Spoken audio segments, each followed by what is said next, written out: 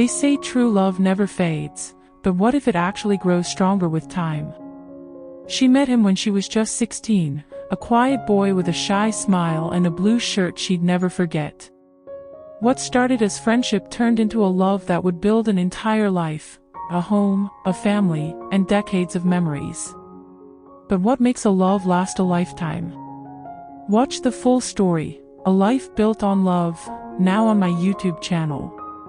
And discover how a simple teenage romance became a forever kind of love.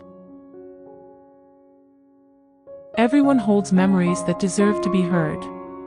If there's a moment you've lived, about love, loss, change, or anything that left a mark, email me your story. I'll tell it, anonymously and with care.